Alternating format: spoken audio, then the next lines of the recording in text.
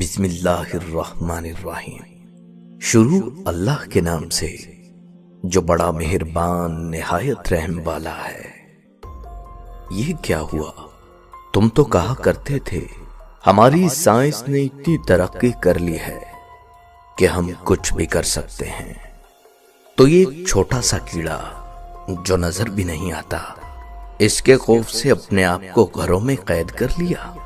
یہی ایک چھوٹا سا کیڑا تمہاری موت کی وجہ بن رہا ہے، تو کیوں نہ بنے؟ کیونکہ تم اس وقت سو رہے تھے جب پوری دنیا میں اس کے بندے چیخو پکار کر رہے تھے، مدد مانگ رہے تھے۔ کشمیر کو آدھے سے زیادہ سال ہونے والا ہے، وہ گھروں میں بند ہیں۔ آج ساری دنیا بند ہو گئی، آج ساری دنیا اپنے اپنے گھروں میں قید ہے۔ مگر ساری دنیا ہی کیوں؟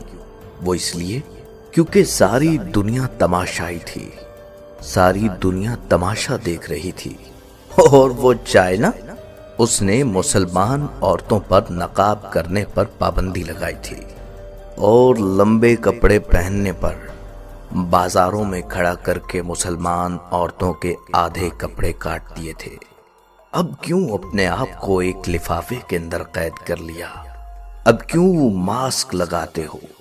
اب کیوں ڈھانپتے ہو خود کو؟ کیا میرا اسلام خود کو ڈھانپنے کا حکم نہیں دیتا؟ وہ شامی بچہ یاد ہے، چھوٹا سا، جو شکوہ کر رہا تھا ہمیں چاروں جانب سے گھیر لیا ہے، ہمارے پاس پانی نہیں، خوراک نہیں، ساری دنیا کی فوجیں ان پر بمباری کر رہی تھیں۔ کیا کسی نے خبر لی؟ کیا کسی مولانا نے ان مسلمانوں کے لیے دعا کی رو رو کر؟ کیا کسی مولانا نے ان کے لیے ہاتھ اٹھائے؟ کیا وہ مسلمان نہیں تھے؟ اس بچے نے کہا میں اللہ سے شکایت کروں گا۔ جانتے ہو اس بچے نے اللہ سے شکایت کر دی۔ اس کے ماں باپ مر چکے تھے، اس کی ماں اس کے سامنے مر گئی۔ اس نے کہا میں شکایت لگاؤں گا۔ تو سن لو دنیا والو، وہ بچہ شکایت لگا چکا ہے، شکایت لگ گئی ہے، اب بھگتنا تو پڑے گا۔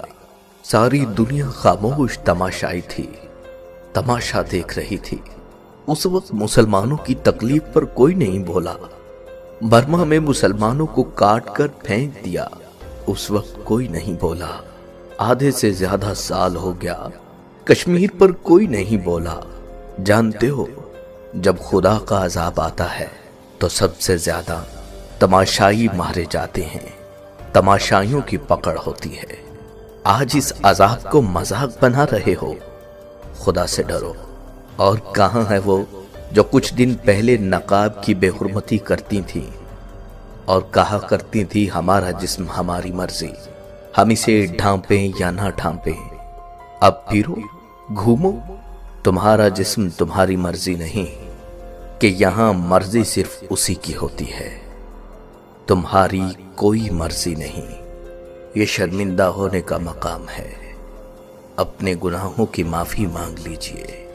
آئیے سب مل کر مسلمانوں کے لیے، پوری امت محمدیہ کے لیے دعا مانگتے ہیں کہ اللہ ہمیں اپنے اس عذاب سے بچائے، ہماری خطاؤں کو معاف کر دے، ہماری خطاؤں کو بخش دے، ہمارے گناہوں کو معاف کر دے۔